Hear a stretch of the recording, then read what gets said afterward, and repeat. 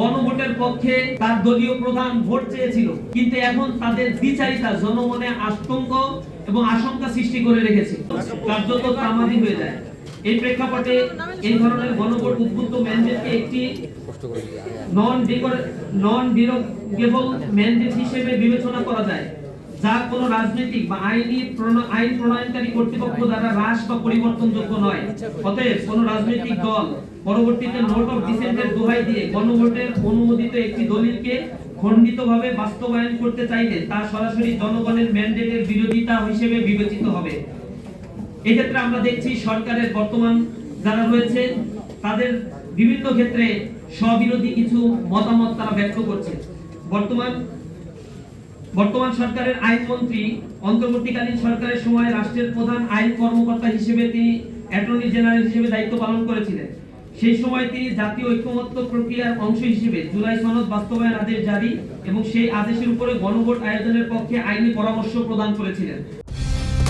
Colour expert, George sap এবং mild on hands technology সমৃদ্ধ Orix crystal wash আপনার laundry expert.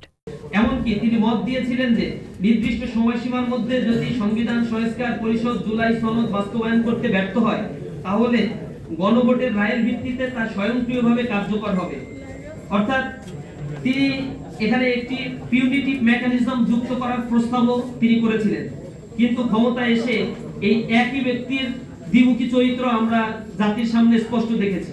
আমরা দেখেছি স্বরাষ্ট্রমন্ত্রী তিনি ঐক্যমত্য কমিশনে এসে জুলাই সনদের পক্ষে সকল প্রকার আলোচনায় অংশগ্রহণ করেছেন এবং গুরুত্বপূর্ণ ফ্যাক্টর হিসেবে তিনি ভূমিকাও রেখেছিলেন।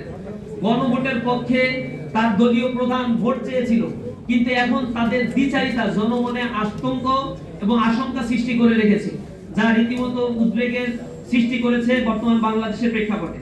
সুতরাং আমরা স্পষ্টভাবে বলতে চাই, কোন তাত্ত্বিক বিশ্লেষণ সাংবিধানিক ব্যাখ্যাকে সামনে নিয়ে এসে এই জুলাই বিপ্লবকে প্রশ্নবিদ্ধ করে জাতির সামনে এই জাতীয় প্রতারণা করা থেকে বর্তমান সরকারকে বিরত থাকতে হবে। এরই প্রেক্ষাপটে ইসলামী ছাত্র শিবির কয়েকটি বিষয়ে সুস্পষ্ট দাবি উত্থাপন করতে চায়। প্রথমত হচ্ছে জুলাই সনদ এর অবিকৃত এবং পূর্ণাঙ্গ বাস্তবায়ন এই সরকারকে অতি দ্রুত করতে হবে। দ্বিতীয়, সকল নোট অফ ডিসেন্ট সম্পূর্ণ অকার্যকর ঘোষণা করতে হবে। তৃতীয়, সংবিধান সংস্কার পরিষদের কার্যক্রম অবিলম্বে শুরু করতে হবে। চতুর্থ, সুপার মেজরিটির অপব্যবহার বন্ধ এবং জনরায়ের সুরক্ষা সরকারকে করতে হবে।